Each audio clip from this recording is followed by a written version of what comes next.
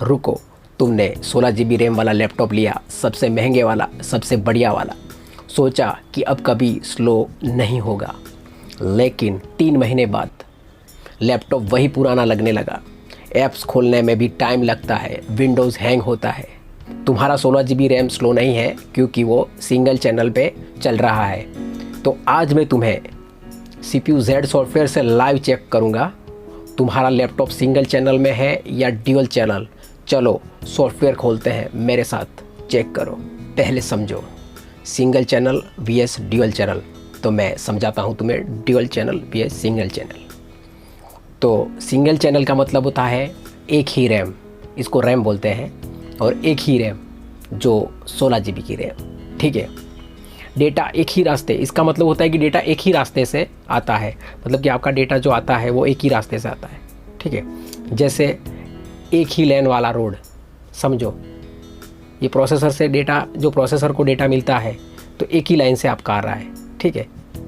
ये single channel RAM होती है। तो ये 16 GB की सिंगल एक ही रैम आती है, इसको सिंगल चैनल बोलते हैं, ठीक है। अब बात करते हैं ड्यूअल चैनल।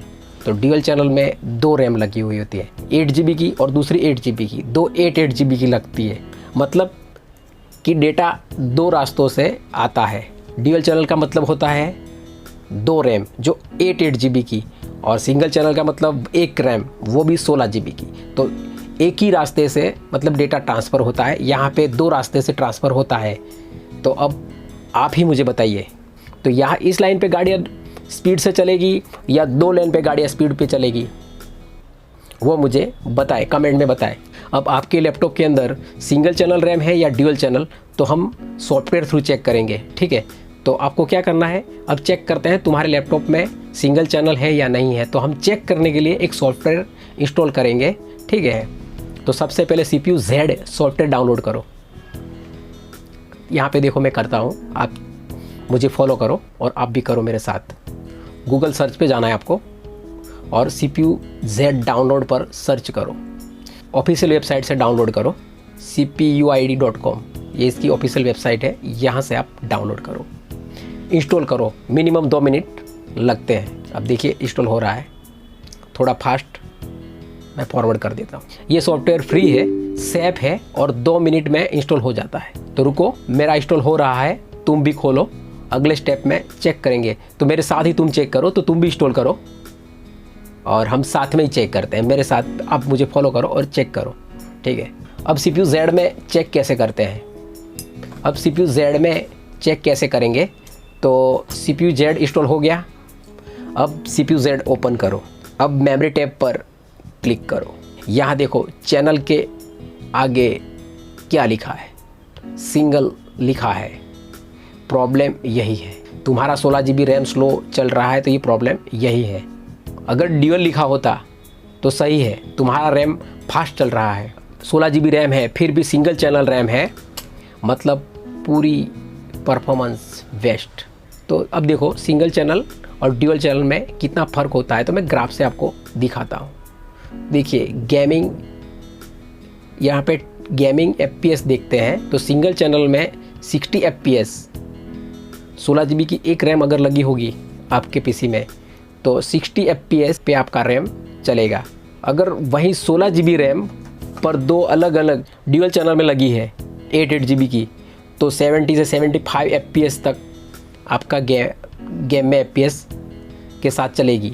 और डिफरेंस आएगा 15 से 20% फास्टर, 15 से 20% फास्टर डिफरेंट आएगा। और वीडियो अगर आप एक्सपोर्ट करते हो, वीडियो एडिटिंग करते हो, तो वहाँ पे सिंगल चैनल रैम है आपकी तो 10 मिनट लेगा ये, और अगर ड्यूअल चैनल है तो 8 मिनट लेगा, तो 20% फास्टर यहाँ पे हो जाएगा। ऐप्स ओपनिंग में अगर आपका PC स्लो चल रहा है, लैपटॉप स्लो चल रहा है, ड्यूअल चैनल में फास्ट चलेगा, जो नोटिसेबल होगा, आपको पता चलेगा कि मेरा लैपटॉप फास्ट चल रहा है।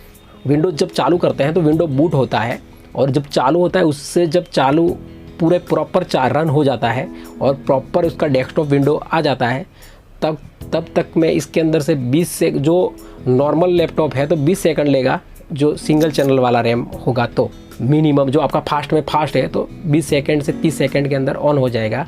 तो यहाँ पे ड्यूअल चैनल होगा तो यहाँ पे 15 सेकंड या 20 सेकंड, जो अगर ड्यूअल चैनल में 20 सेकंड ले रहा है तो सिंगल चैनल में वो 30 सेकंड से 40 सेकंड ले सकता है, तो जो 25% फास्टर है। लैपटॉप में रैम तो सही है 16 GB, पर सिंगल चैनल है और सिंगल चैनल रैम के हिसाब से आपको वो प्रॉब्लम आएगी।